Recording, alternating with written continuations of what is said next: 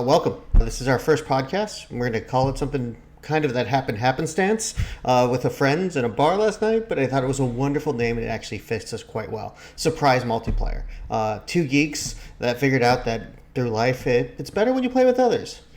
So with that, I'm Jeremy Rossi. I'm going to be one of the hosts, and this is John Bellone. John Bellone, take it away. Yep. Today during the podcast, we're going to talk about a few different things. Most of the time we start on a topic and then we'll kind of go down onto a few different side tangents. You'll hear some some interesting stories about premium consumer brands and just how in order to even call yourself that, you need to have a really good RMA process. Talked a little bit about say light politics and just eventually how politicians need to pass the torch to the next set of unfortunate individuals, and then we have a few other topics that we'll go through, and you'll get an opportunity to hear us talk to each other.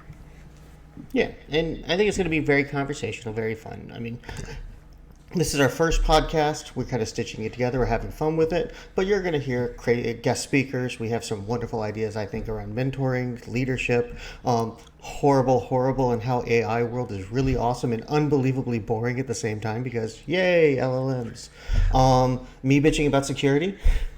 That's my pastime. Yeah, who you're complaining and bitching about security all day long. I mean, you probably want to hear what the security professionals complain and bitch about.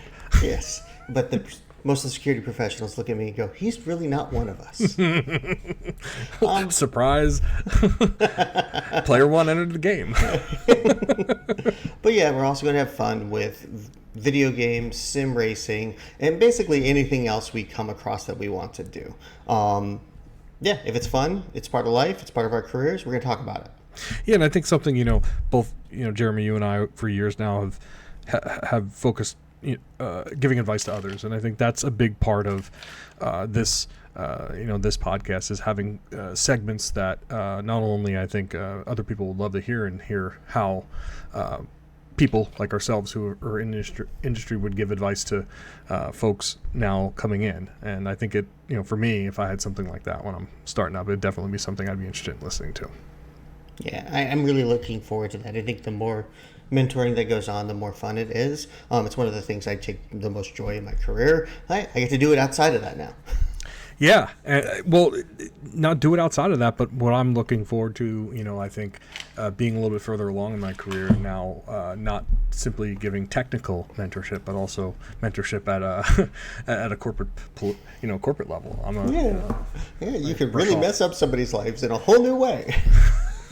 Well, hey, it's called advice for a reason. You don't need to take it. So that's the intro. We're going to hand you off. We're going to play some music here, and we'll kind of transition to the segments now.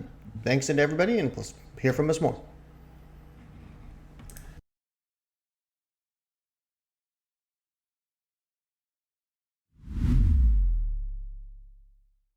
Figured interview style, back and forth. I mean, I don't know. This is always a hard thing. I don't like talking about myself. Good. And I prefer people to talk to me for me to end up getting into talking about myself. I don't know. So, John, before I met you, where'd you go to school? Where did I go? I went to NJIT, New Jersey Institute of Technology. Where'd that lead you? Why'd you end up there? How'd that go about? Yeah, this is awkward. That came about. No, it is. But that came about, I grew up in South Jersey, went to a community college, and then went to state school. I kind of had two choices. Do I want to do Rutgers or do I want to go to NJIT? NJIT had the better computer science program, so, it was an easy decision. It worked out well. I know where you are now because I mean, I want to juxtapose that. And I was going to ask you, what are you doing now? Not the company. We've agreed we're not going to talk about the companies we're at, but what do you do now? That's a hard answer. I manage large teams of people working on technology problems. It's probably the easiest way to put it. But I have teams that manage infrastructure, and that's the plumbing that runs some of our financial services, healthcare, and all the fun industries. most of my time spent talking about emerging technologies, how to leverage things like AI, ML, artificial intelligence, how to build the tools that will allow developers to build products for people to use. So there's a really interesting story between those 2 points we just discussed. And There's a and lot of interesting yeah, stories. and I'm not even talking about the work. Like, tell me as a person, who was the most influential person on that path for you? And like, how did that person affect that? I don't need the name, but I'm looking for the person. Like, if you were to look back there, like, this person shaped me more than I probably would have liked to admit 10 years ago, but now I know they were influential. And then how'd that lead to who you are now? That's a very hard one. And I think there's a few people that come out immediately to mind, right? I'm not gonna use names. I'll talk about just who they were. I had someone that I worked with in college that ran the university newspaper. We were close friends for a while, and that actually got me involved in being the editor-in-chief of the newspaper and just managing large groups of diverse individuals that are doing. Some of them might be writing the actual articles. Some of them might be photographers. They might be actually recording audio at some sports events. And then, of course, yeah, it gave me the love for managing people and managing groups of people to get things done. For me, that's been fun. How did that person do that? The osmosis is the best Oh. thing. I got involved in the newspaper. I met him, and very quickly he taught me the ropes, and we started hanging out. And but most importantly, I had kind of always been enjoying news and kind of the finding stories and just getting to the bottom of, I don't know if you can call it gossip, but like facts is what I think of it as. And yeah, we've lost touch with each other, but we worked together for a long time through the newspaper and even through some things after college. The second person was actually my first, I would say, manager at a company where I kind of first place I landed a full-time job out of college. And he was someone who had worked in trading. He was pretty successful at what he did, successful enough where he was able to retire in his 50s, late 40s, early 50s. He retired, went to, I think, Singapore, and was living there. And then he got kind of brought back in and started building a prop trading firm inside of a bank. And they kind of hired me as an intern just to kind of fix a few things, run some, Linux servers, because they were more, on the algorithmic trading end, less on the computer end. And it turned into me leading a small team of developers to build analytical software for like a huge firm that this guy built. And I went from a summer internship at NJIT to like my first employer. That person put a lot of faith in you. Yeah. And that putting that lot of faith, what did you do? And like, it cause you to step up because of that faith? Did he put high expectations and you stepped into them? Or was one of those people who was like, the high expectations were just everywhere, but more importantly, he gave me the leadership and space to mentor me, to spend the time with me, or a little bit of all the above?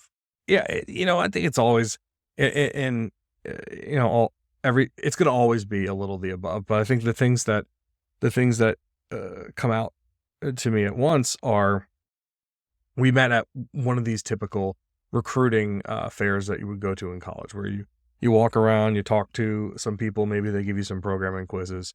And I've been to these in my career, actually, on the other side, interviewing everyone. Jeremy, I know you have as well. And yeah, we kind of clicked immediately. We started talking about a lot of different things specific to my interests at the time, which were, I was working in Wi-Fi geolocation, which is a whole separate conversation about research I can get into. But it turned into a, hey, do you want to actually make money? Which my bill was like, yeah, I actually do want to make money. I don't just want to, do research. And that kind of which dropped me in the world of finance.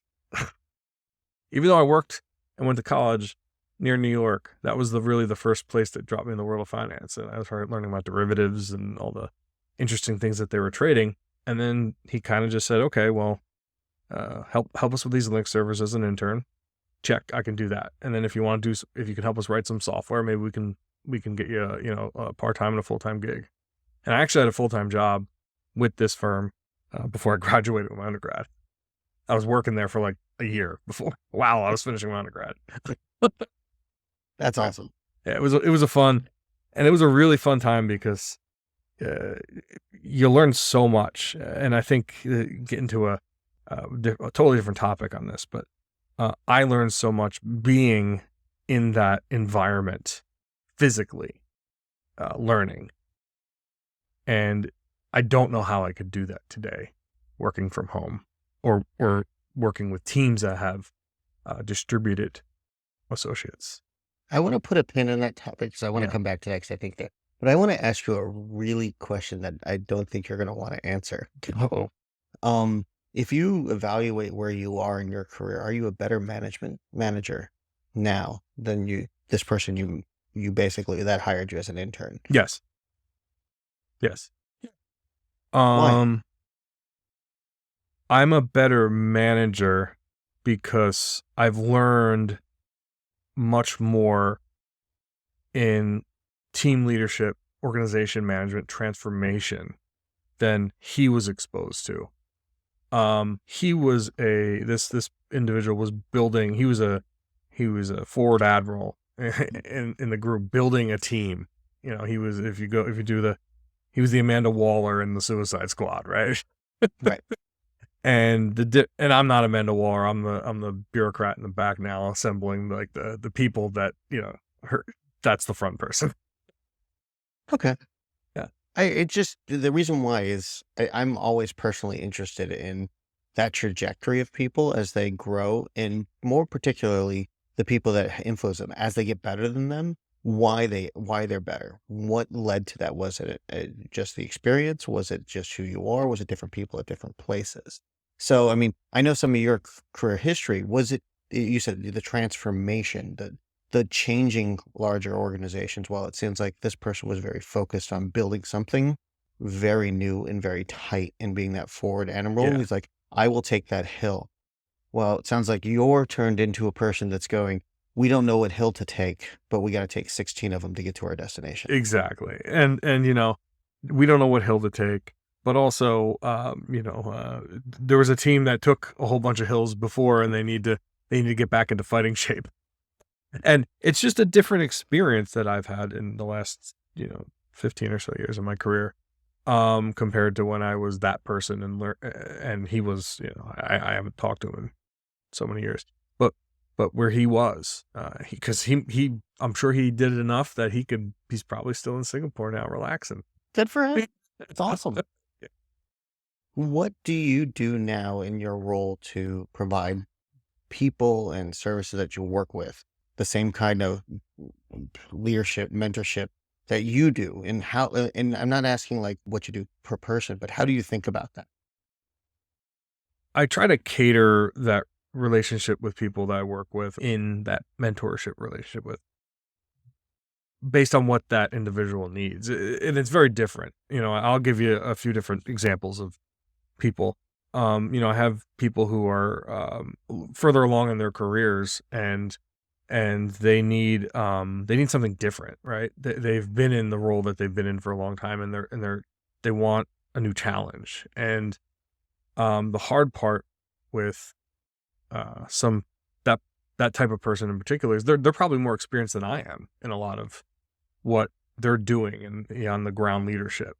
And I now I'm very good at assembling teams and finding use for people, across different types of the parts of the organization. And it's hard to get people to understand that they might be better in a different role and more happier in a different role. because no one really ever thinks about that. They're worried about their current job, their current responsibilities. And growth is, for individual growth in one organization, it's getting a lot more difficult to do that. I mean, I spend my time in that world trying to trying to remove options for people, not necessarily find new ones, because they have an infinite number of things, and Right. I want to give them exposure. And I spend a lot of time trying to get them experience and going, trying things out. And my favorite thing is they go, "I will never do that ever again." And I go, "Great, that entire thing is no longer an option. Let's go find something else." But it's interesting. It's interesting that how you talk about the leadership aspects. But what about you what's the home life? I know I know you got a dog, so I'm gonna start with I a gotta dog conversation. I could yeah, I could talk about my dog and the things that my dog does and things that continue to frustrate me. But yeah, I mean, married, have 2 kids. One kid just is about to go into kindergarten, and that's the real exciting thing in my house right now. We just did the first back to school sales special. Going and getting the notebooks and the pencils and all those fun things. And then I have a almost 18-month-old. He just started walking, so now we're doing all the childproofing in the house that we forgot we needed. Yeah. And you know, personally learning um how to, I don't know. I guess I didn't realize it was going to be that much different between the children. Like, you know, you have 2 children, and you've told me this before, but like I had my first kid, and I'm like, yeah, you know, I feel like I'm a good father, and I'm doing everything right, and I'm nailing it. And you know, when in your job and you get like that, you get cocky, and Yes. you start to chew off more because you want to do something else, and you want to keep yourself interested. And you and I are the same way. Like we'll do different things. It isn't even always in our job description. Very, very rarely. Yeah. Am I And the same thing when I'm having a kid. And then, you know, we had the second one. And now I'm like, what was wrong with me? Like how was I ever in that cocky position? And and you know, now my kid is he is like destroying. Just he's a lot different than my daughter. He he likes to see things. He likes to see how things break, and likes to see how to put things back together. But he doesn't really care if they actually go back together. that takes time. There's always there's parts left over for a lot of years. I mean, that's probably the core of why everyone's like, meh, if you know there's an extra bolt or washer or something when you put together a piece of furniture. I've been in that same place with the kids. Mine are a little older. But I use it's an exponential growth in effort with kids. 1 kid is 1, 2 kids is 2, 3 kids is 4, 4 kids has to be 8. That's my only summarization because the amount of time that takes to be involved and be there. But yeah, 1 to 2 was drastically. It was a lot, and you know, I think if the age difference wasn't quite as much, it would be a little different. But I think it's a lot easier because my daughter's older. She helps us out a lot, and sometimes she doesn't. But What's the age difference? she's 5 in a few months, and my son's 18 months. Okay. Yeah. So there's enough time. She understands what's going on. Yeah, she understands what's going And on. my kids were only 18 months, so Yeah, well, I mean, there's a different benefit. well, yeah, but I think that I feel like you optimized for you learned something and then you perfected it almost immediately. It was like the next kid came in through the same cycle. Yeah, but now that we're at the ages of 13 and 11, they are drastically different. They are nothing alike, and everything at this point in Well, time yeah, that prepared us personality is way different. yeah, Um, you probably optimized near the beginning of that algorithm or that yes, data set. we succeeded in only really 2 things. They both love skiing because they didn't have a choice. Well, you know, isn't that great when you know your children just happen to like what you like or happen to like, you know, something that lets you relax? Mhm. Or something that you make them do 50 weekends, 50 days a year, all the time, kind of Yeah, forces it on yeah. them. Then It's I love your parenting style, sir. Uh,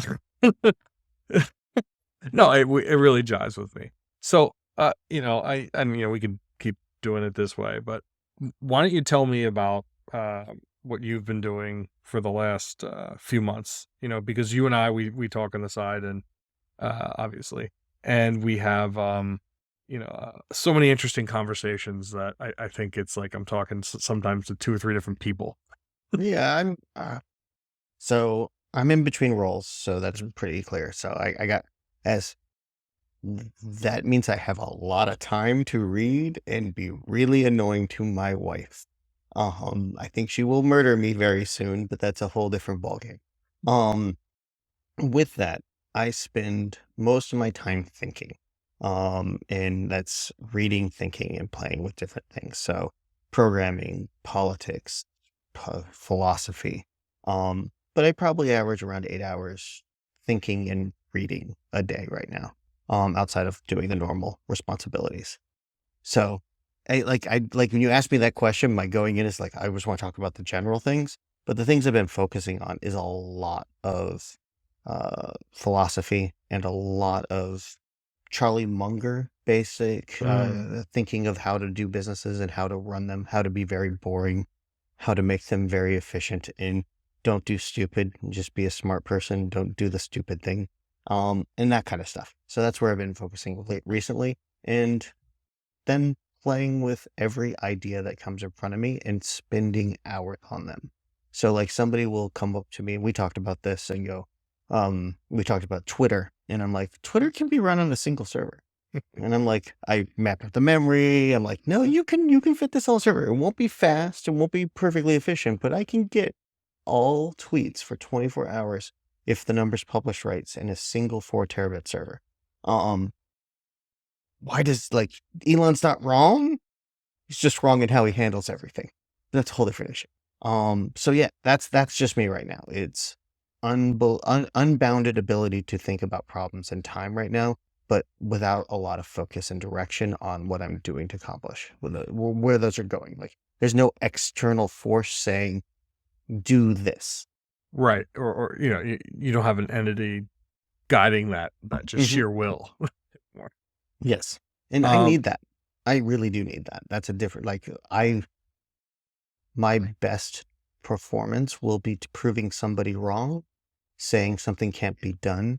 Somebody be like, oh no, that can't be done. I'm like,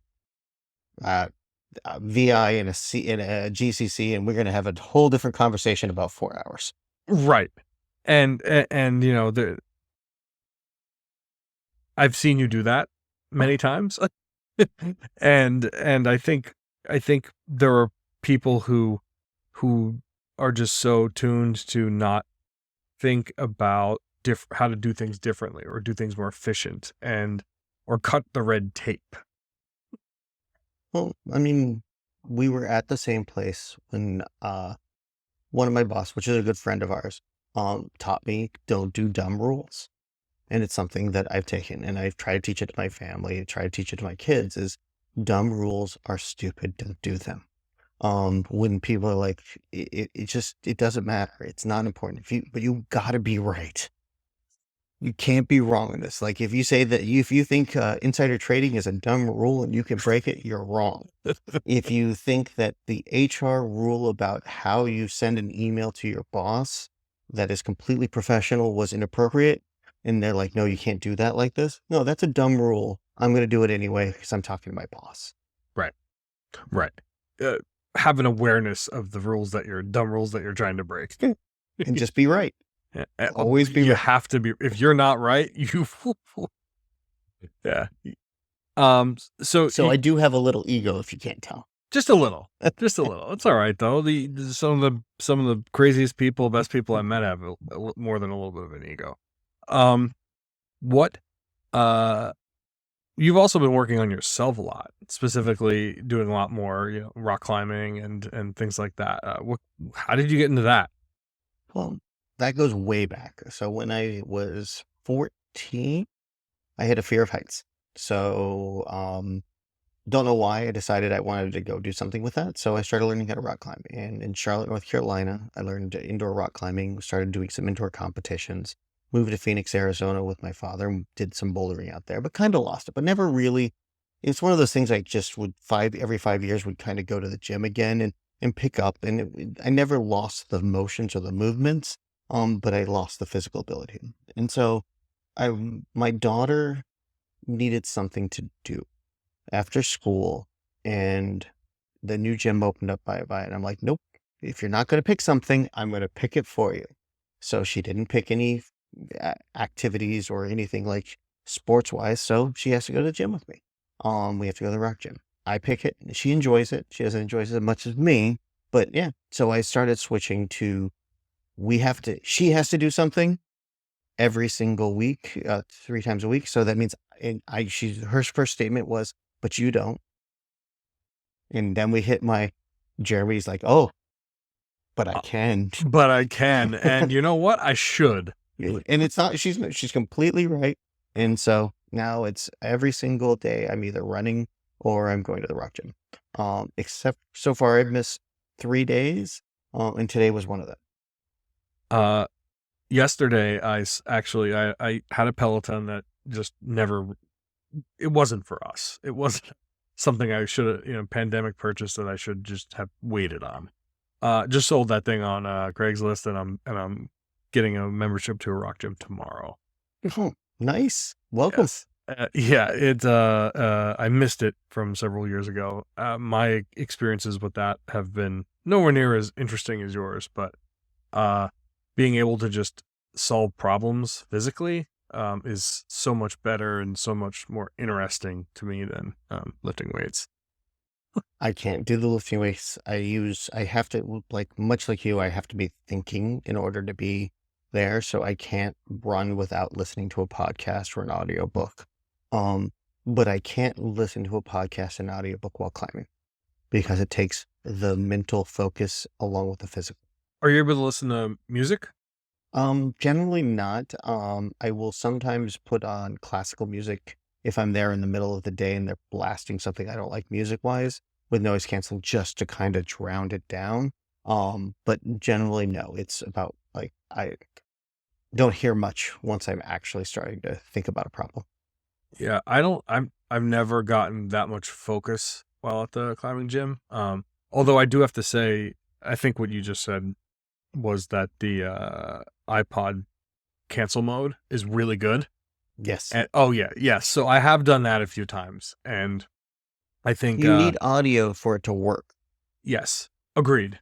And I generally did my own music, but I agree. I could never listen to a podcast because you end up at that point half-assing your workout, right? Not actually thinking about the problem and pushing yourself to do the best. I will say so when I take my daughter, she likes to do what we have a dog named Diesel. Diesel's a little boxer. He's a 80-pound boxer. Lots of energy, 19 months old. So when she wants to end her rock climbing session, she does her Diesel runs, which is going up and down, up and down, up and down. Wow, real fast. As fast as she can, and just to destroy yourself. She started doing that, so I started doing that. Music helps with that one. Music, because you're pacing, and that kind of stuff. It doesn't matter. It could be Christina Aguilera. It could be whatever's playing of the music. I hear the beat, and you start falling into syncopation with the beat. I actually get in, and it's gonna sound crazy going right from working out hard to sim racing, which we both do. But for me, that's kind of a lot like when I'm getting into the groove of actually, racing or doing a time trial, getting in the beat, and just getting in the zone. And I think, doing that physically, up and down. Is it a bouldering wall, or are you just doing free climb? I prefer bouldering, but they have auto belays now, which is relatively, and those auto belays make it really easy. I don't know. I've never used one of those, and for some reason, for me, the auto belay, I don't trust it. But it's probably because I just haven't used it. Go read the statistics. Auto belays are better than a person on a gree. Honestly, it's probably because I I've never done a lot of top rope. It was always bouldering. Mhm. The gyms out here in Washington, D.C. are much more geared towards that type of workout. But yeah, I'll look into the auto belays and see how it goes. It You would should, definitely make me do top rope. but the problem solving isn't the same because it's Spread out because more. right, because you're not so focused on the crux problem. You might get to the crux problem halfway up and you're already tired.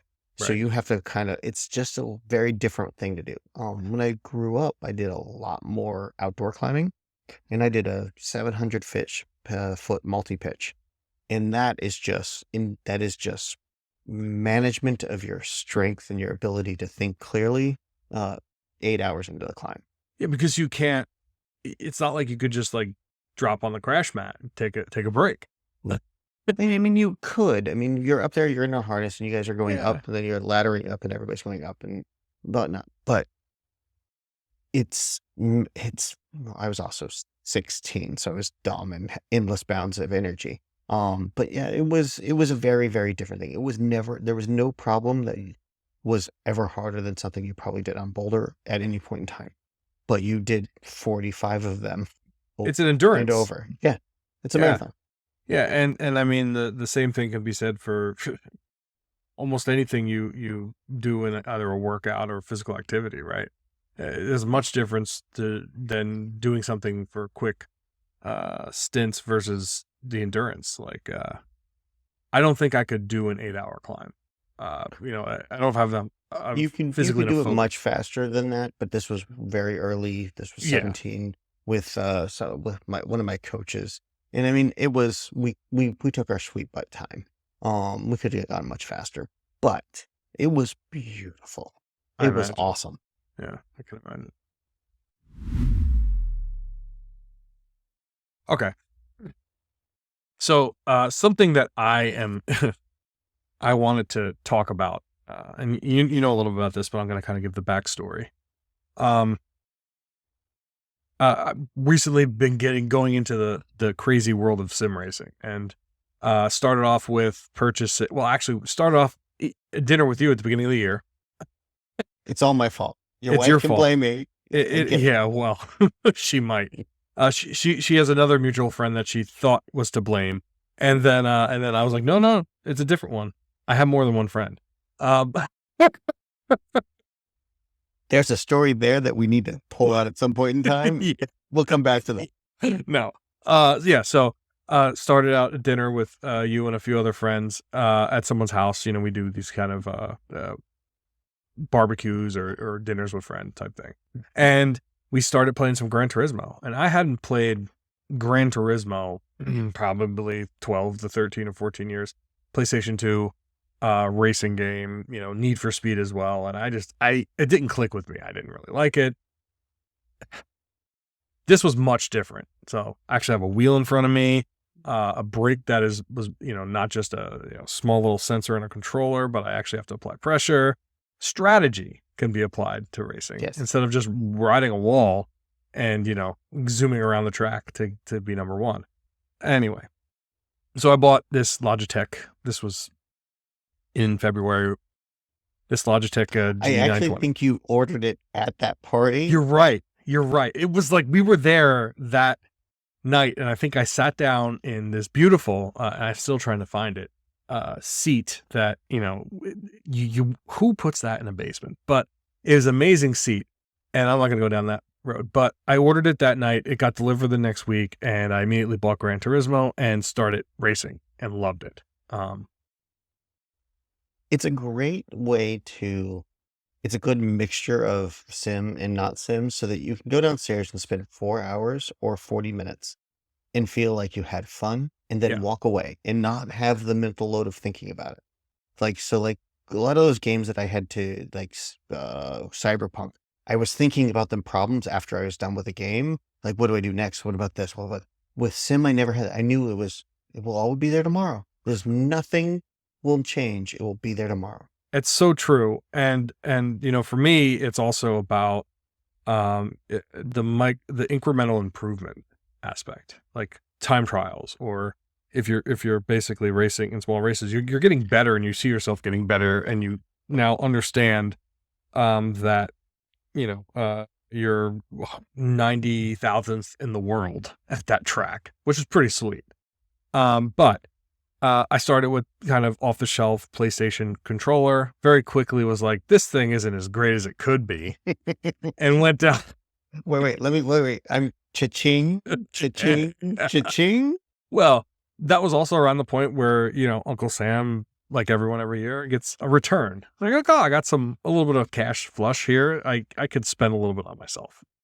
And somebody else might have purchased a racing rig right around that same time, was setting it up in their basement and sending out photos. I wonder who that was. I think that was me. Yeah. And I went down the road of buying so many different accessories, and that's not the point of this conversation. The point of this conversation is I spent a lot of money finding the right wheel so that it could be the most compatible with the games that I wanted to play. And that wheel was something that was discontinued literally a month after I was looking for it, or a month before I was looking for it. And I bought it off eBay. And it worked perfectly fine. You can say the company's name. It's Fanatec, Yes. PS4 DD1 wheel. Great product. I love the thing. It was perfect, except when it broke. Now this is where, I've had some pretty bad RMA stories. This was pretty bad. But see, don't ever return anything and just accept the loss. That's my horribly inefficient throw money way. I get too angry and invested in the things I purchase, and especially it's the same. I want it to be the same thing I sent you that you send me back in. But anyway, start by calling Fanatec after I do a driver upgrade, because my wheel no longer has force feedback. The fans are running at 100%, and the temperature sensor in the diagnostic says 0 Celsius. Therefore, temperature sensor is broken. I search online. Everyone says temperature sensor is broken. It's not your your firmware upgrade, but you can send it back to us and we can fix it. Okay, cool. Open up a support case. Now, mind you, at this point, Fanatec is their engineering company, their call center, their support team are out of Germany. Okay. Hours wise, it doesn't quite work, but we'll get to that. I send an email to Fanatec. They send me one email back. And they basically, it's the end of their day because they're getting through their queue. And I always send the email at the same time every day. And I basically get to the end of that queue at the end of their day. So the next time I send an email, which is only 2 hours later, it's the next day. I know that feeling, and I know you've run call centers enough to know that exactly what's going on behind the scenes. Oh yeah. And here's the thing. It gets worse. So I agree to send this in. This device is about $1,000. It's very expensive, $1,000 US, very expensive. And I send it in, but mind you, there's no serial number on this device. There's nothing to indicate. Yeah. Wait. Yeah. How is there not a serial number on a $1,000? They have a batch number. They have a batch number that you think is a serial number, but it's actually like it's the tape out. They taped all the different machinery. Yeah. It's that revision of it. There's no serial number on this device. What? So they asked me, okay, how could you do that? Yeah, how few devices do they have out there in the world that this is they have a lot of these things out there. This thing, the Fanatec's a huge company. I mean, revenue wise, they're not like 10, 15 billion, but they're, I think, about 150 million in revenue a year. Like, they should have some manufacturing jobs. Yes. Not this. Not this. And so there's no serial number on this device. So they're asking me, where'd you buy this device? We let you transfer warranties from one consumer to another. Good on them. Not everyone does. But where did you buy it from? Because there's no serial number to track on this thing. It's like, okay. So I don't have the original sale. They can't tell me when this thing was built. So now I don't know if I'm within the manufacturer warranty period. So I send this back on my, I send this back on my own dime $100 US to send it to their facility, and I told them it was wrong. Temperature sensor, here's the reason why, here's all the data. They agreed with me. I sent it back to their facility in California. This is the second fuck up. In California. Now, think about what I just told you. They send me a message. I send them a message about an hour later, already past the end of the day. I'm in the back of the queue. Right. Their message now, when they send communication to California to talk to their support teams, in a worse situation than me, because they're so many hours behind us. So now I'm sending messages to them. I'm waiting a day. They're sending a message to California. I'm waiting another day. And then that whole chain's coming back to get an answer. And you're going nuts. And I'm going ballistic because this is a $1,000 device. And Fanatec, you got me hooked on that sim racing crack because anyway, I'm going nuts. I'm going crazy here. I'm getting pretty angry, but I like this game so much. I bought another freaking cheap device from Fanatec to use while this thing's getting fixed. It's the cheapest one I could find. It works. So wait. So the company you're angry at I know. doesn't understand how to manufacture infrastructure, doesn't have serial numbers. I know. Is based out of Germany, and literally you have mapped out their internal structure to know how bad it is for dealing with support, but you like it so much you bought another one. Sunk cost fallacy, my friend. I have a whole bunch of accessories I spent a lot of money on that are proprietary communication hub, Fanatec, and I want to use it. So I understand, but I know you understand the incentives are malaligned for that. I understand. I'm pretty, yeah. So I'm angry at these people now, but like I want to play this fucking game. And anyway, so I finally hear back from their facility in California through my German counterpart, and they don't do any soldering on devices because they're not equipped for that. So they can't fix my device.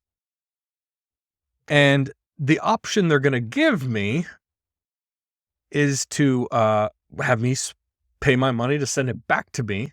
That's first option. Second option is they can just trash it because, it's useless to me, which to me is they're going to put it in a bin, fix it, and go resell the fucking thing, which really pisses me off. And they refuse to give me a letter that says they will not do that. Of course not, because and in that company, that's what I would do. The last one is that I can buy a device at 70% retail that they don't sell anymore, which is what I would have fucking done in the first place if you would have fucking sold it on the website. But remember how you talk about that bin of things that they're going to fix? Yeah, I know. So yeah, it's another refurbished fucking device that they want me to buy for $900 again, but they'll give me a 3-year warranty that they have no fucking way to track.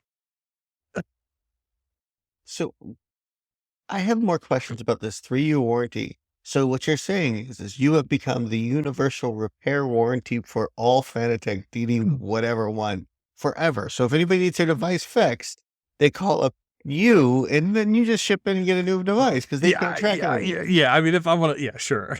I'm just saying, they literally have left that open. They have. They don't have a serial number. It's crazy to me. Like, how do you have a premium consumer device that literally people are throwing thousands of dollars? I did it, throwing thousands of dollars to play, and you don't even have a fucking serial number? There's no fucking barcode on it, Jeremy. I'm at a loss. I'm at a complete loss. And you want to know what the best part is? The cheaper one, which I told you this, that I bought. If I hadn't bought the other one, I would have been completely fine with the cheaper one. I should have just bought the cheaper one in the first place. That one, I didn't know that. Oh, I thought I told you that. That one doesn't have a serial number either. So never learned. That's impressive. Now I'm going to go look for this problem space and other things, and how many other things don't have. Like, I understand my Anchor charger doesn't have a freaking serial number. Sure. Nobody cares. Nobody's going to call in for that. But these do. Yeah, those do. Pretty sure, like your graphics card has a serial number on there. We can talk about graphics cards at some point in time. That is less expensive than my Fanatec DD1 Podium. It's in that. I'm Yeah, and it's, how do you run a warranty? And what surprised me the most about this company, like, again, I love their products when they work, but this company is an EU company. The EU is supposed to be good about this. Consumer brands and all that fun shit. Like, it surprised me. Yeah, like Now let me finish the story. Oh, The quote's about $900, taxes, shipping, everything. Get this thing fixed. I'm not going to pay it. I'm pissed off because I already sunk, $1,200 into this thing to buy it off, eBay. And now it's like another $900 for what? Fuck it. I'm going to write it off. But it pisses me off that they're just going to put it in a fucking bin and resell it to some poor other schmuck for, when they could just manufacture the fucking thing again. Anyway, I'm gonna challenge you. Why don't you have them ship it back? You already got some money. Fucking let's try to solder in a new one. Okay. I mean, why not? I think we have a few friends that would really enjoy that. There's a teardown video of this actually I actually watched. It's a 48 or 50 minute teardown video by someone, Boosted Media, out of Australia. And the temperature sensor, this motor is actually pretty freaking nuts. Mm-hmm. The construction of this, like the engineering that went into this, props. Like, so I get why it's hard. But shit, I would love to replace it myself and fix it. So yeah, I'll call them and I'll tell them, I have 14 days to accept the quote, or I don't know. What do they do? Throw my thing in the bin? Like, I think it would be like, I send it back. I will try to replace it because I'll order the parts online. And then I will create a YouTube video saying, if you're not good, don't send it back to Fanatec. It's not worth the $900. Yeah, send it here. We'll fix it for you. Yeah. I'm not doing that for a living. I can't do that. No, I just want to prove we have Fanatec some friends. wrong. We have some friends that they would, for them, like that's their sim racing, right? Is fixing gadgets like that. Yes. But yeah, that's not me. But anyway, to kind of close this part out, consumer brands, these consumer brands that act like they're a premium product.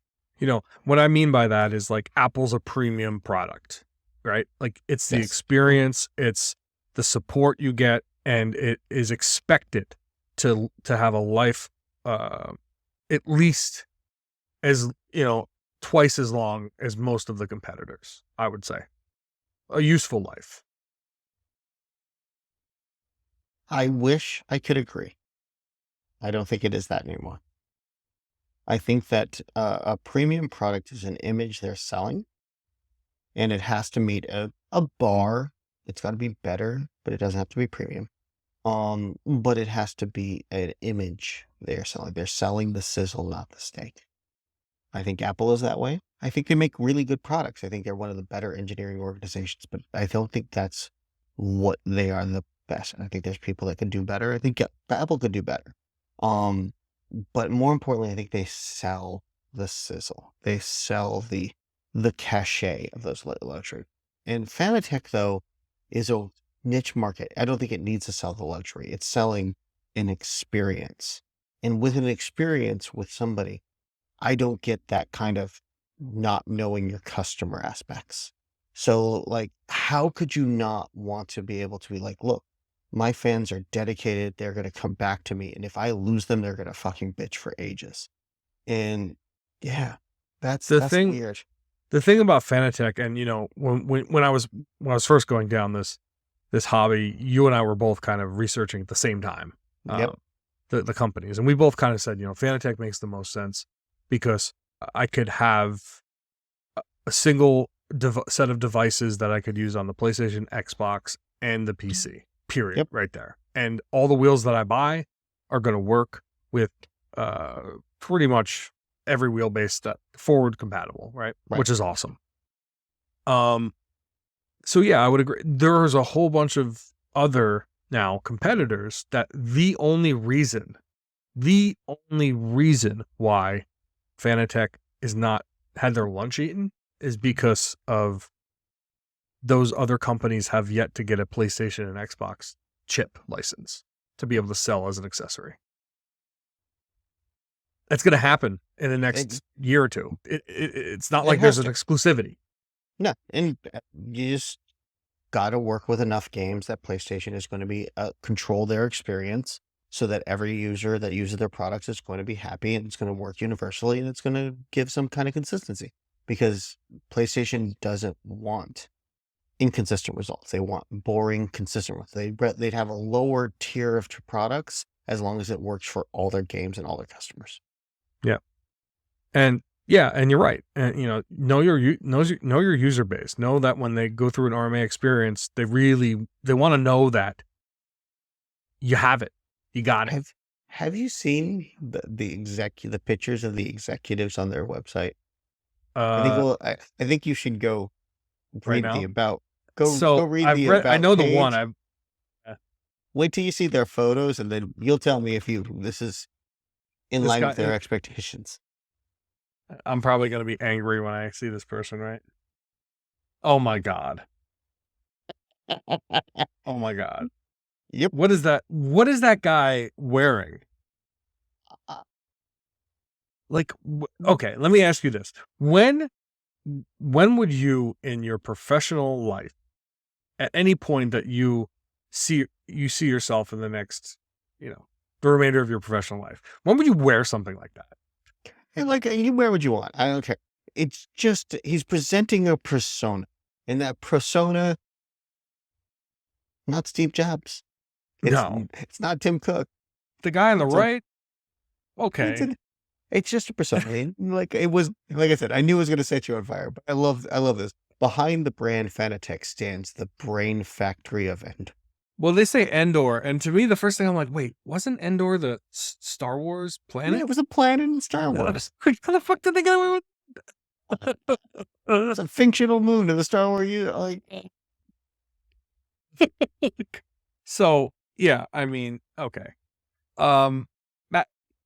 Oh no, actually that's the company. It's Indoor AG. It's a company in Germany. Oh, the company that owns the brand Fanatec, right? Yeah.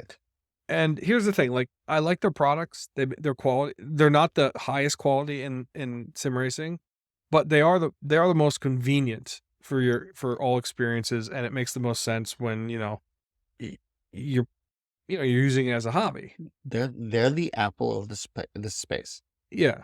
Well, they're premium product.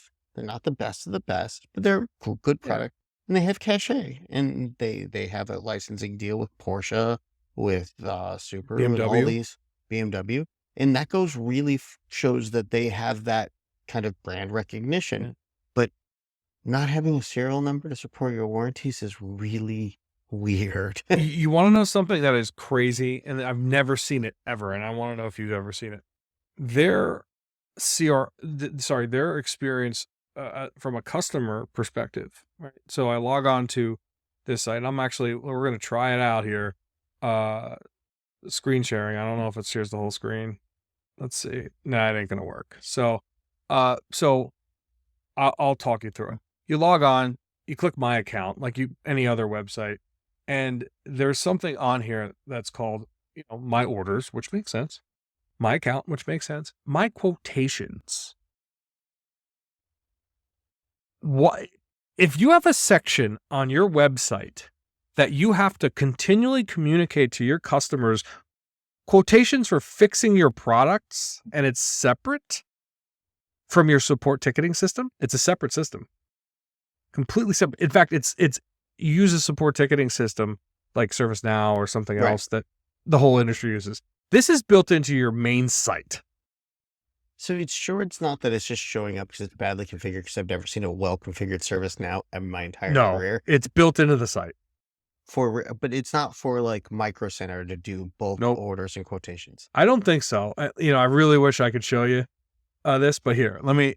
I could send you a photo so you can see it live. It's giving me some kind of error, and okay, it's probably permissions in Apple, which I could go on and on about permissions in Mac OS world, but so I log on to this customer site, and just like you would on eBay, And mind you, they also have a section on this here that's for my games. And this, I don't think they've ever sold a game, so maybe they bought something. So maybe you're right. Maybe it is something. But quotations. And the only thing that they have in quotations are RMA requests. And it's outside of the thing that I use to initiate the RMA. And there's no linking number. They outsource this. There's no way that this is what you say, that they expect quotations from the customers. I guarantee you. No. The quotations here, the point that I'm trying to make is that the quotations here, they actually built it into their website because there's so many repairs for their devices. It's a separate piece. It's a separate piece of functionality. Here you go. You can see it here. It's not even. Oh, so that's the part that I wasn't clear. Yeah. They quoted you to replace their. Oh yeah, I have to pay them to get a refurb. Right. And they have it in a quotation system, and this is so happens so often. It's built that they built it into Yes, I didn't get that. Yes. I don't know. I don't know if I'm gonna disagree. I don't know if that's weird or not. I've never seen it before, but I don't think I log into many RMA sites because of. But have you also never? Have you also? I mean, when's the last time you saw that a product like this didn't have a serial number? I told you that floored me 100%. I mean, come on, everything has a freaking serial. I know, right? So that's the end of that rant. I actually think there's something interesting with this space because they're a 100 million whatever size company. That's big, but it's not ginormous. The premium product's going to cost a lot to assemble, but I think there's a lot more room to probably improve that experience with not just the customer side, but in how they all get handled. And this comes back to the speed thing, giving the perception, not just routing it back and forth. The presentation of speed, the presentation of we're on this goes really, really, really far. But yeah, interesting. Yeah. I want to talk a little bit about Apple and how they are not a premium brand, but everybody thinks of them as. But I actually think Fanatec kind of is a premium brand because it's a premium brand in a small world. It's a premium brand in a small world. And, if you look at the space, right? I don't know how much you've looked at the space, but Logitech, which is it's a more consumer than Fanatec, right? They're an 800-pound gorilla. They sell billions. Which, by the way, I didn't realize they bought Blue Microphone. I did not know that. I logged in today actually to get audio drivers to make sure that you could hear me as well as you could. And yeah, Logitech has at the top of the bar now, so they're eating everything. So Thrustmaster has a, they're right there with Logitech. They're, cost wise, they're more expensive direct drive Thrustmaster now. Oh, that's new? Yeah, that was the last 6 months or so.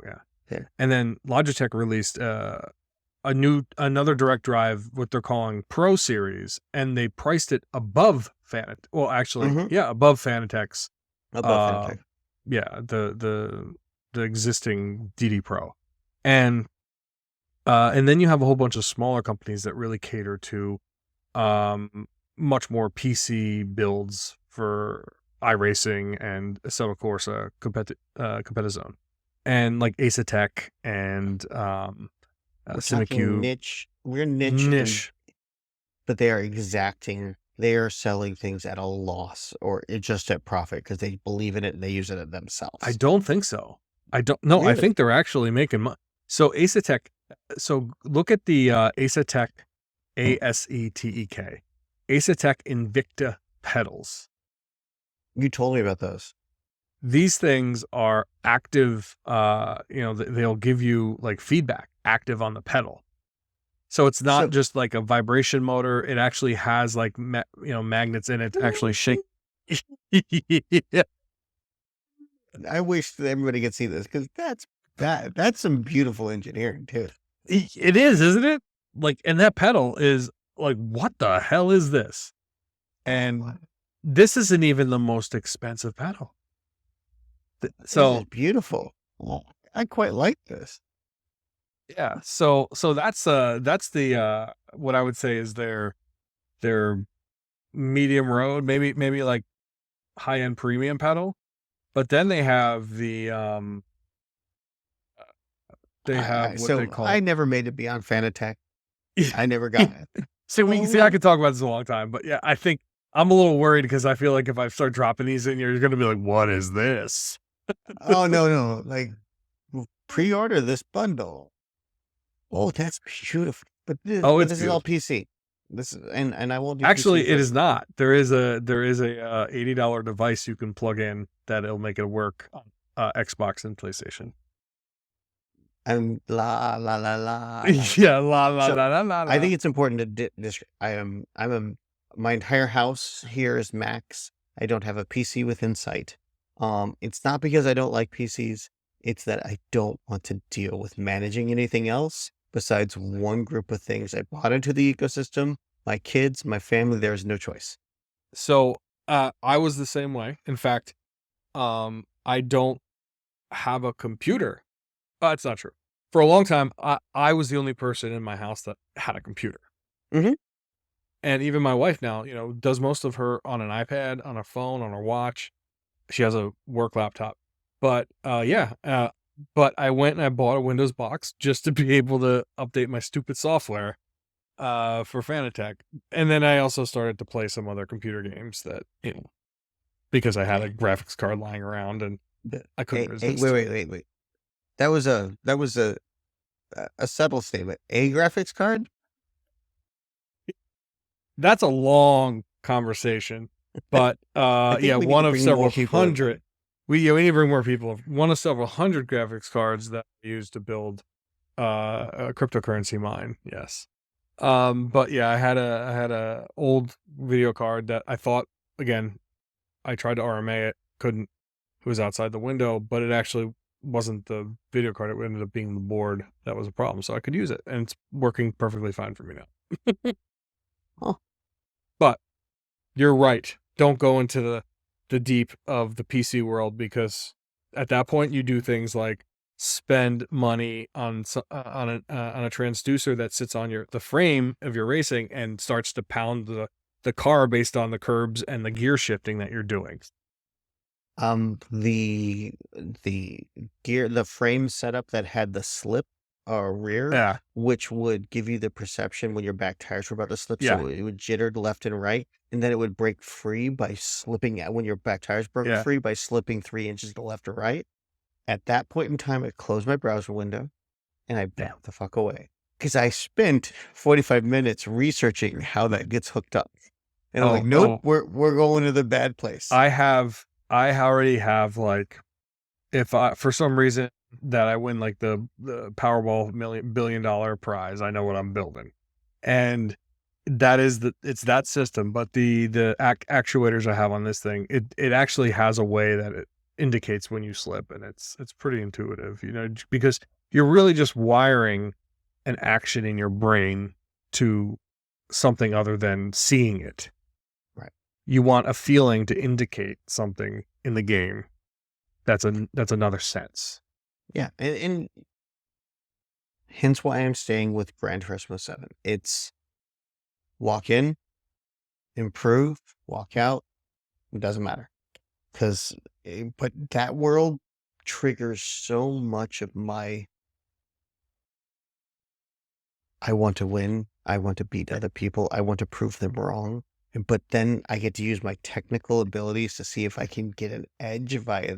I know. Oh, I can spend money and I can spend time and I can tune and I can out-tune everybody because I'm not as good as them, but it doesn't matter. I can do this.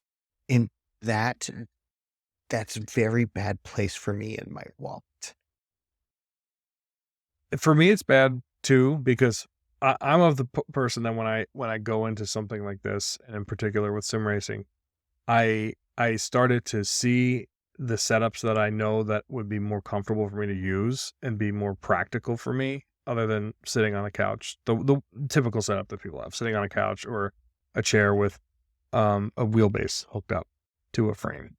And in my head, I'm like, I know I'm going to like this. I'm just going to order this damn thing. And And that's where I'm at now. And I enjoy it. I go downstairs, like you said, 15, 20 minutes. I can get a race in, or I can just do some time trials, and I can see my progress and I can get better. And you're right. Gran Turismo makes that a whole lot easier than if I were to have to do it in another web product. And because I don't have the time to dedicate to, I got kids. Yeah. Maybe when I'm older, I'll be a, what is it? Senior pro-am sim racer. So that's going to segue into this little side conversation. Both my kids were gone with camps for 4 days of overlap gone. And the dogs were, because we had to go to see friends in New York, but gave the dogs to the for overnight dog sitter.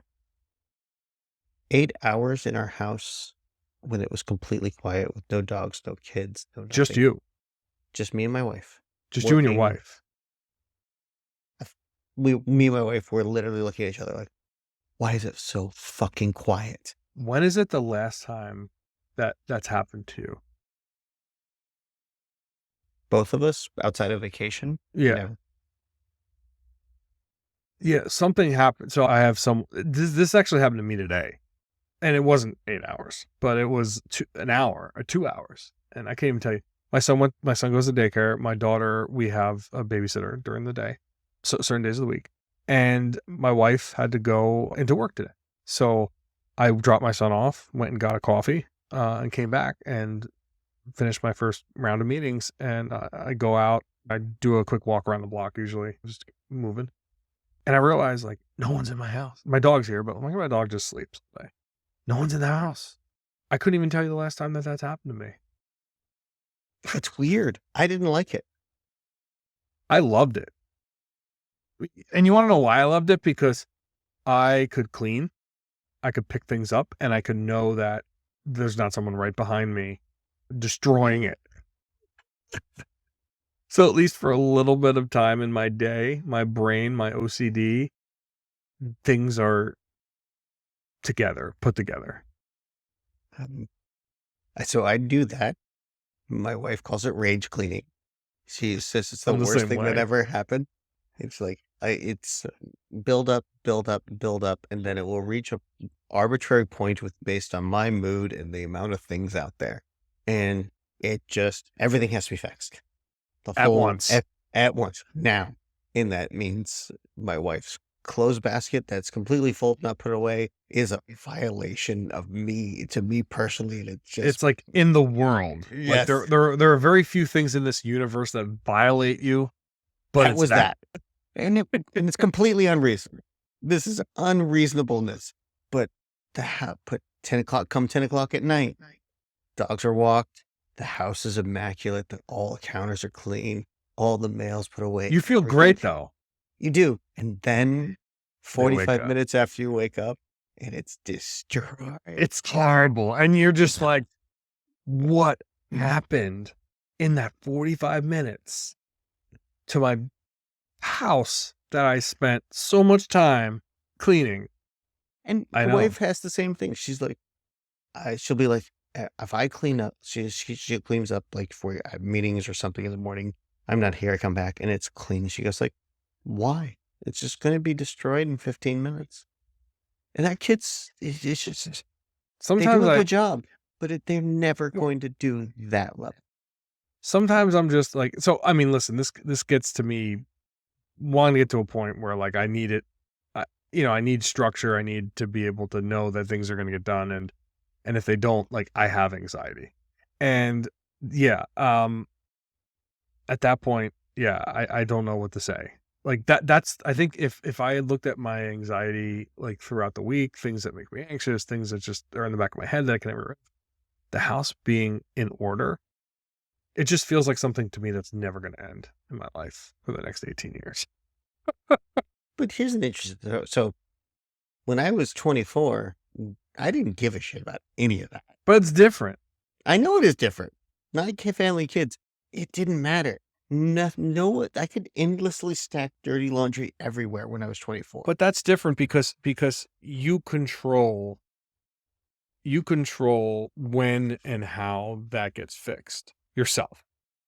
And that also means that you control when and how that you bend those rules for one reason or another. You go an extra couple days without doing your laundry, or you maybe you leave that questionable pizza out for 2 or 3 days on the stove and you're fine with eating it. No. So the refrigerator was cold storage because garbage would stink if I didn't take it out often enough. Yeah, So right. yeah, Right. Yeah, exactly.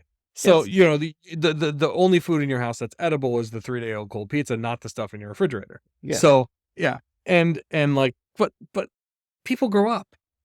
yes.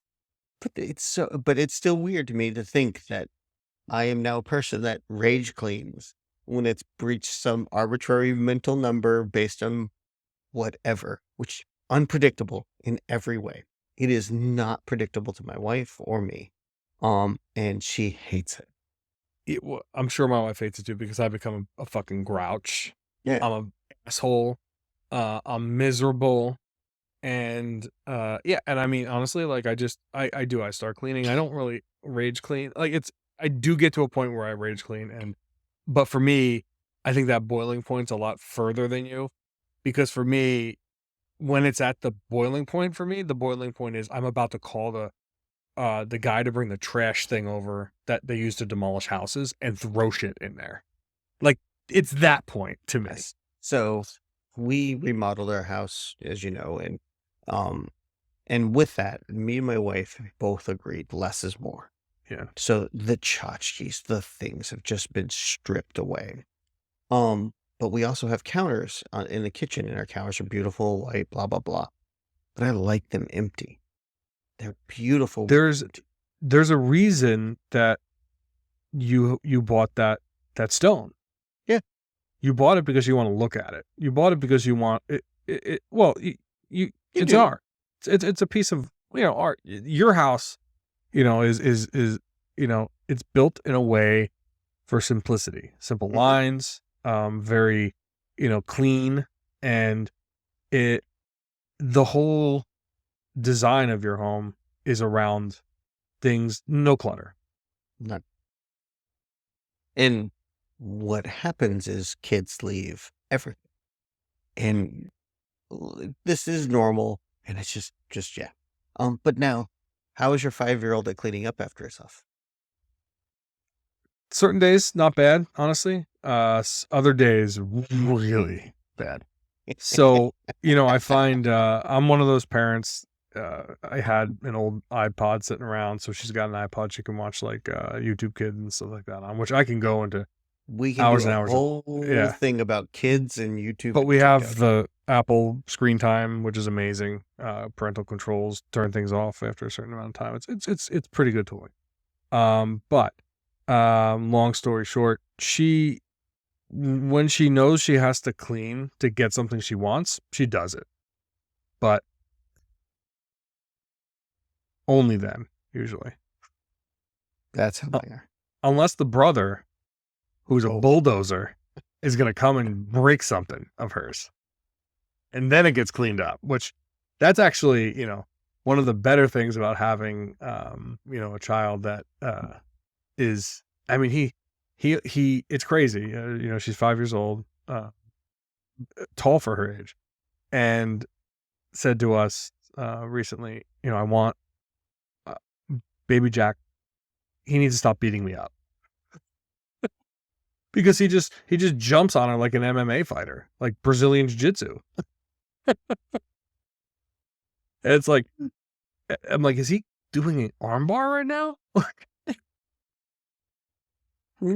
I hope not. I really hope not. He just very, wants something. He wants something, and he's very persistent. So he'll tell him no, but he pokes. Yeah. And he say no. He pokes again twice. And then he'll scream a little bit, he'll grunt, he'll say some words, but he keeps poking. He's persistent. And he's like, listen, it doesn't cost me anything to poke, but I know every time I poke you, you're getting more and more pissed. Yeah. Yeah. So, politics aside, Mitch McConnell. And I don't know if you had an opportunity to watch the video, but it's quite apparent that the man, I think you said it best, needs to enjoy life and what he has left and with his family and retire. I mean, there's two things I think about with this, and I think about this a lot, but I don't think about it for him. I think about it for family members. And this is already a serious topic to start with, but um, pride and knowing nothing else is actually what I see happening more. Is like they have a legacy, they're building it up, but he doesn't know how to wind down, how to pause and do something else, to turn it off and go into a new role. So, like, I look at my family and the most successful people that pause, they didn't stop doing what they were doing. They turned it into a teaching. They went to become mentors. They focused not on trying to live a new life of relaxation, but into try to impart their knowledge and history onto their family members and friends and people they wanted to. So that they still kept that connection. They still felt like they were contributing, but they were doing it from the best angle they could do now, which was 20 hours, 15 hours, and focusing on making other people better. I don't agree with his politics. I don't care what about his politics. I want him to be able to do that, and it seems like a great transition out. Like, hey, how do you make the next generation as politically savvy as he was? How do you make them so that they're going to be upstanding and they know that how to do that? How do you teach that? And it takes people like him. I don't even agree with him 90% of the time, but he's got a great perspective. Politics is something that I followed for a long time, a little bit more, I'd say, than just on the sidelines. I'll watch political different pundits podcasts. Now the easy thing is to watch YouTube, and it just tells you, hey, based on what we think about you, this is what we think you are from a political perspective, which is awesome. But one of the things that I remember growing up, especially around politics, is that there were kind of like these handoffs, and like, Mitch McConnell himself was that person in the 90s, I think, if I remember my time correctly. There just doesn't seem to be that kind of next generation in the Senate. I don't know. I think you might be right, but I don't think it's a handoff anymore. It's not a passing of the reins. It's a taking via the next generation just kind of comes up and does the next thing in their way. And because of that, it isn't a transition. It isn't a handoff. It isn't a blah. It is, and I'm guessing here, it's just come and take what you can get, whatever you can kill, you can eat. And then you get really bad outcomes with that. I mean, we've seen that, we don't need to talk about our own political leanings. That doesn't really matter. We've seen it in the over the last 6 to 8 years with the Republicans, and before that, the Democrats, and then 10 years ago or so with the Tea Party Republicans. This one feels different though. What does? What feels different? I mean, what feels different about it is that it didn't. Those two previous cases, if you take the Tea Party Republicans of 12 or so years ago, which, if I remember correctly, Ted Cruz kind of came out of that, and Ron DeSantis came out of that, right? A little bit. But if you take them, and then you kind of, the result of that was much different than the result of the last 6 to 8 years with MAGA, Trump, Republicans. Just from the amount of kind of things coming to a head. I'm not looking at it from the political side. Mm-hmm. There's just a lot of things happening now. It's much different than it was even when the Democrats had kind of, their enlightening period with Barack Obama. What if I combined your two thoughts and ask you a question around that? Is you have these transitions that aren't transitions, and then you have exactly what we were talking about with Mitch McConnell, which is he's getting up there in age. He's obviously having whatever he's having, but why is he not having that, like, hey, my legacy needs to be intact by making sure the next generation has that? And why is that not there? And why isn't he trying? And is he, because he's not trying, that's a signal that it means that he doesn't believe that transition can happen. He's got to just see this all the way through, do another 2 years. I'm actually not, like, my worry isn't that, actually. My worry is that he is trying and no one's listening. And he's been trying and no one's listening. And now we're in an interesting situation where you have a whole bunch of people who maybe have learned the what is it, the ropes of the political business. They're not listening to the people that have been there and trying to pass it on. I think there's something there. I also think the environment's changed, but I think everybody talks about that. But I'm going to talk about something that I think, taking that same ideas, I think the speed creates transition problems. I think the speed of information flow, the speed of everything required, and the speed of mistakes, that everybody gets called out in minutes. This is across the board, and that there's just no opportunity to take any chances with anybody. And because you have to be on point 24 hours a day, and the speed of everything just gets compressed and faster. And I don't even know how to say what I'm trying to say, so give me a second. As things are going faster in the world, in work, in politics, in everything, nuance gets lost. Deliberation is jettisoned. It degrades to gut reaction, feel, emotion, what you can do and respond in the 15 seconds you have to respond, because if you don't respond in 15 seconds, the other emotional person's going to do it too. And then you're too that's late. the attention window. The Yes. window of the attention, the slice of the human on the other side of that, TikTok video or whatever soundbite it's going to be. Yeah. I don't think it's good. Because I'm going to, I'd pull this conversation off into a tangent on how I'm fucking railing against chat applications. I want email back, for the love of all that is holy, with people that, asynchronous communication that worked. I mean, I have this, we do have a, for those, if we don't know if we're going to acknowledge the fourth wall or whatever, but we do have, segment kind of list we're going to walk through. But this one's been interesting because I listen to a lot of audiobooks, in particular science fiction, and an interesting thing came up actually in the book, and I wanted to kind of, because this is lines with your field, and talk a little bit about who you are and what we're doing with this. But we've been talking about context length in the purview of talking about AI systems. But more and more, attention spans and just have been getting smaller and smaller, and almost you kind of see a point where your AI algorithms are getting better at doing small bits of speech. Do you think we start clipping our speech and clipping our to make it better for the interface now to understand us?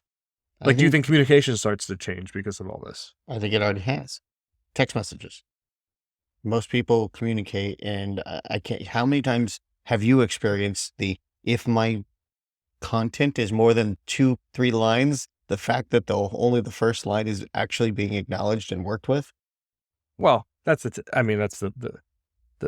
originally started with the length of the SMS message, right? Mm-hmm.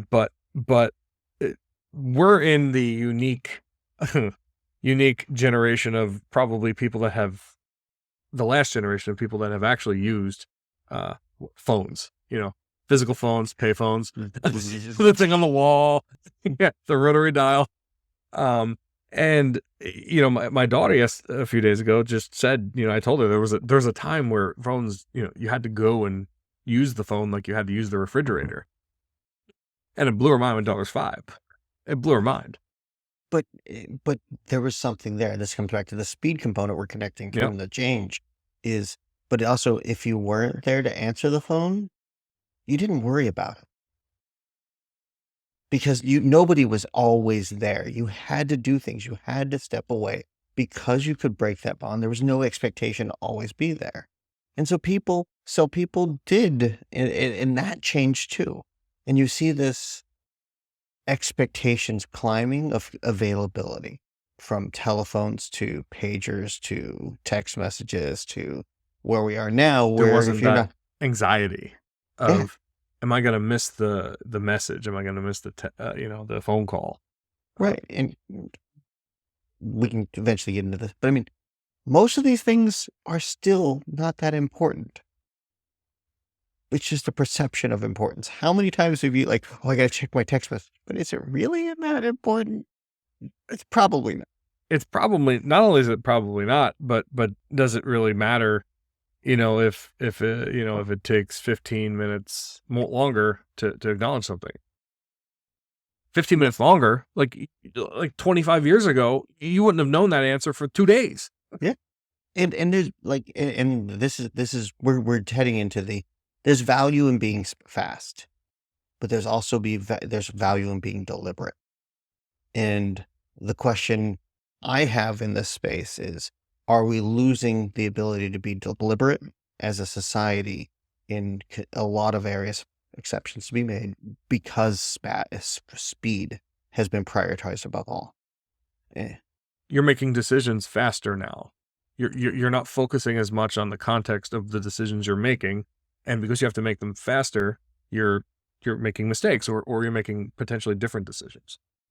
Right. And I'm actually not even saying mistakes. I'm saying different decisions, in that if I was presented a problem like yes and no, and I have to answer it in 30 seconds, I'm going to answer with yes, no. If I'm presented with a problem and asked for yes, no, and given a day, I'm probably going to come back with, that is a bad question. Why are you giving me yes, no? We need to be talking about X, Y, and Z, and so that we can fix this problem, so we never have to see this again, so that we don't have to be forced into making a yes, no decision tree. And those are the really successful people, the ones that have that time. But my kids don't know how to do that. Yeah.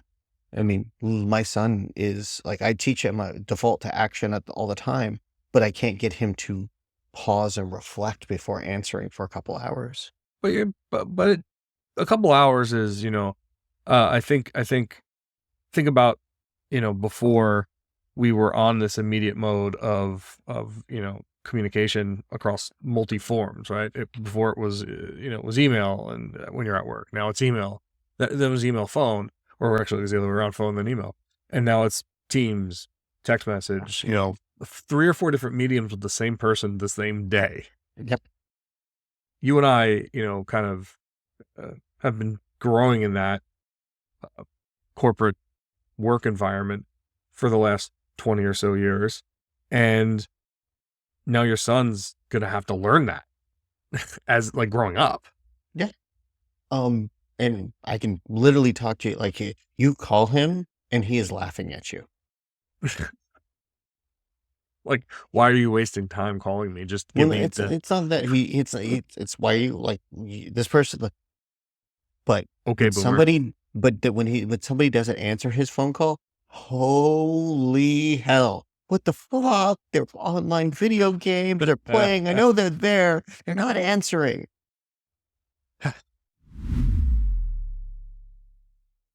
I have a repeat trope about podcasts, YouTube stations.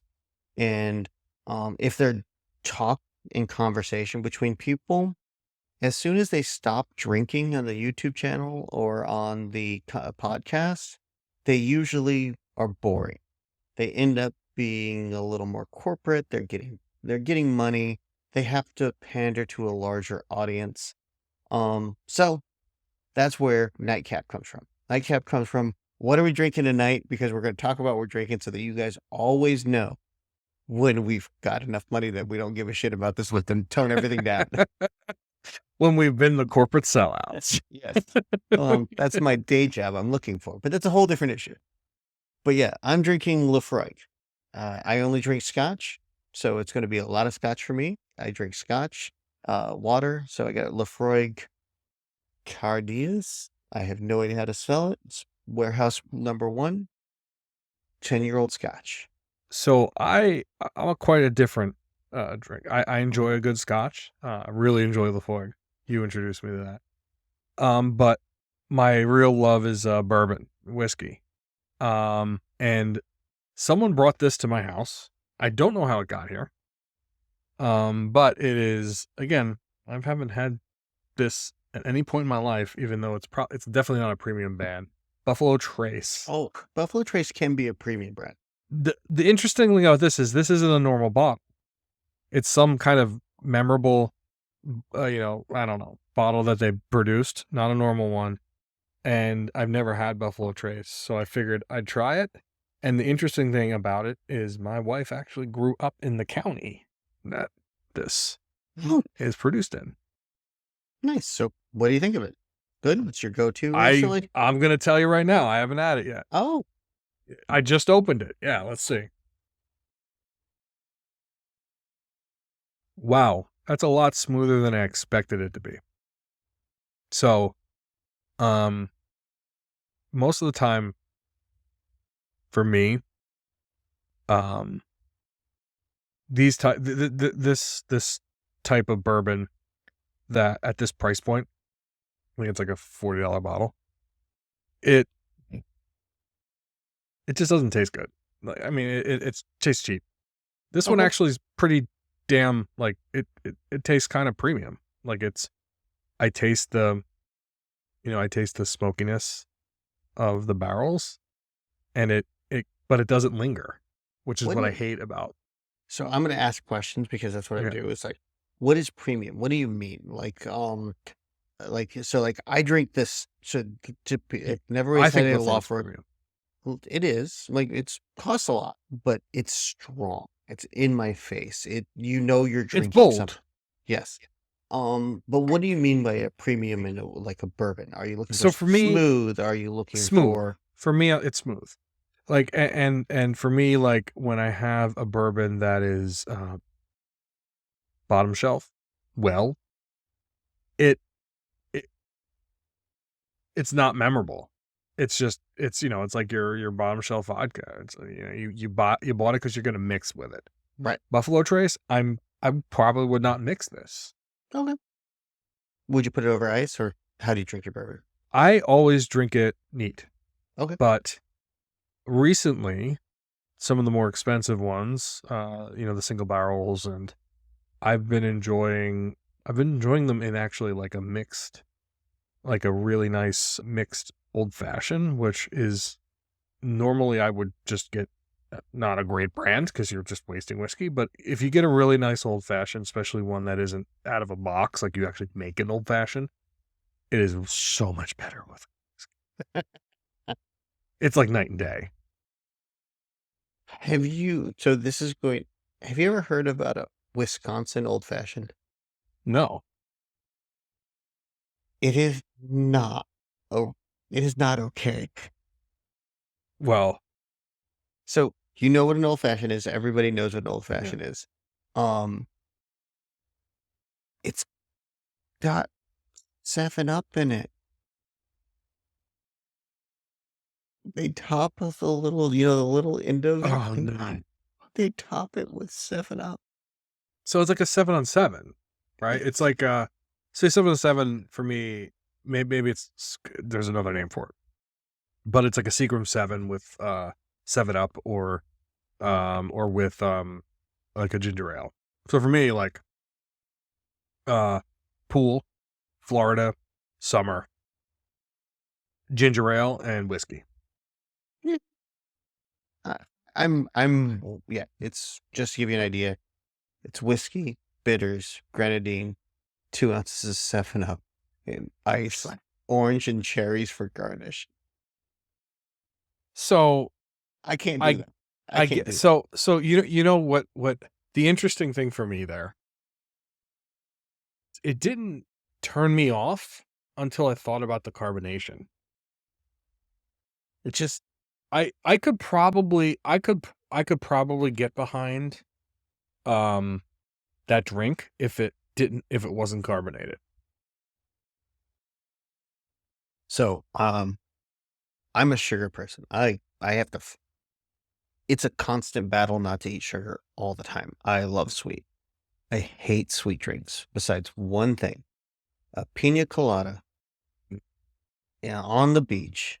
While I'm trying to find shade and hide from the sun while my wife's on the beach, and I'm hiding because I don't want to be in the sun.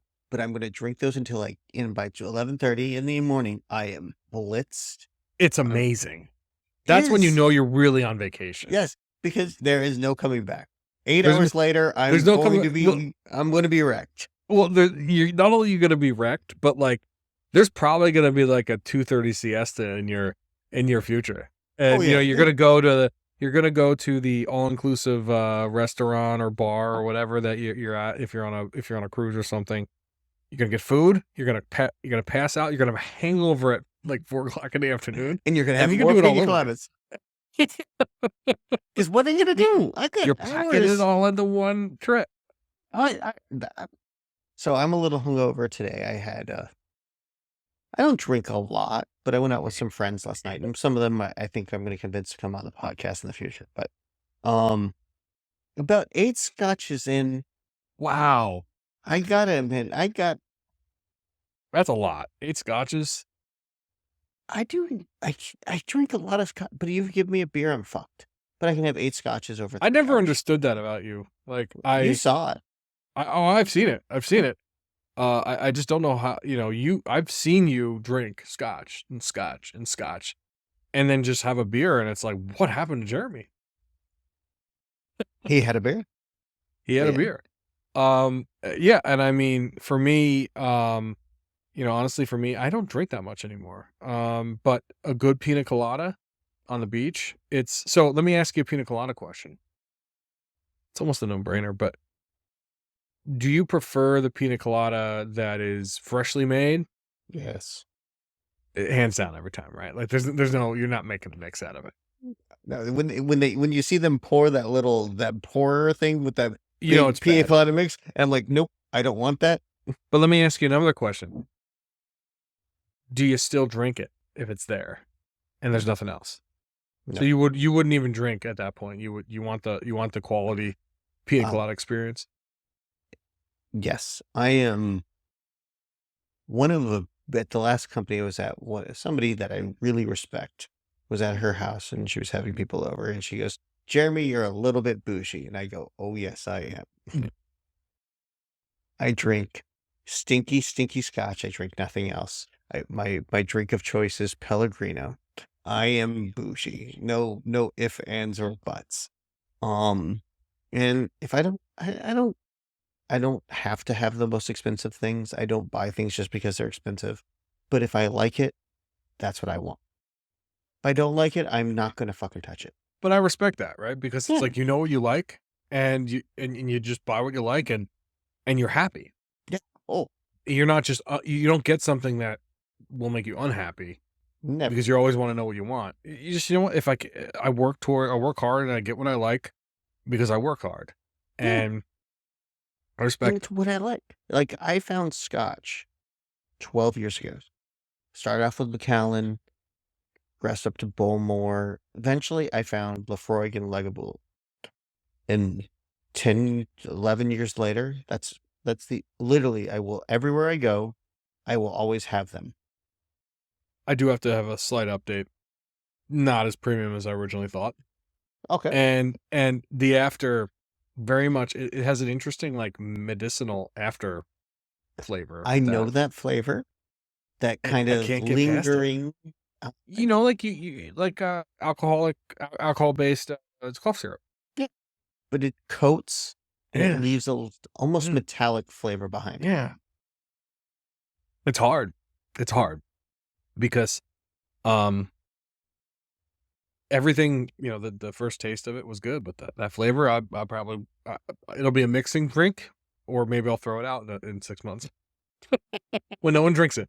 So tell me about Lafroig, what you're drinking. So I don't know a huge amount about it because I don't study it, because I just found what I like. So a little bit is like that story of I started out with scotch, I enjoyed it, Macallan, progressed up.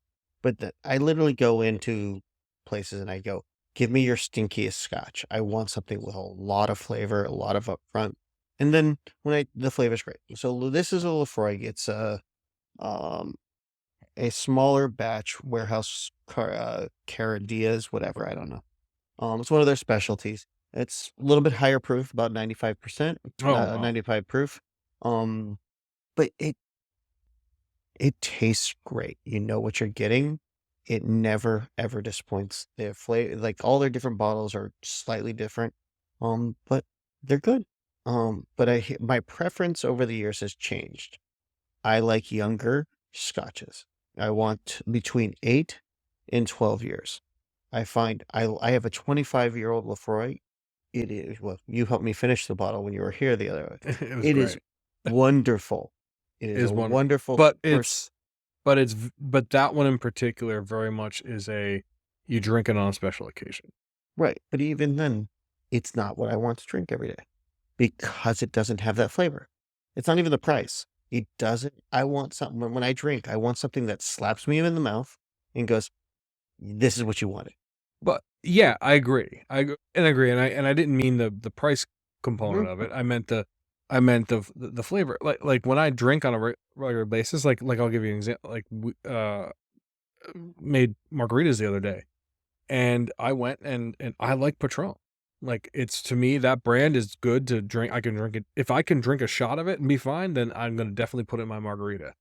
And that is what I buy. I found ways to get it cheaper over the years, but that is a premium brand to me. And I can't use like a Jose Cuervo or anything like that, because to me it's just not as good and it's not worth the effort. So this actually is going to be something I'm going to do outside of just this forum we're talking about. I hosted a drink party, and the whole theme of that drink party, was I was bartending, was the drinks you already know done right. So I had a couple drinks. One was the painkiller, and one which is the non-frozen version of a pina colada. Interesting. And I ordered 100 oranges, 100 limes, 100 lemons. Every single thing for this party was made by hand and fresh per drink. The single greatest thing I served for people was a real gin and tonic. A real one. Like did you make your own tonic water? I used a high quality, good Okay. Yep. tonic water, tonic syrup, Syrup. and mixed it with the appropriate ratio. Yeah. So, I don't like gin and tonics. and it was amazing, right? I was drinking gin and tonics to the point where I was having trouble So keeping up. here's the thing.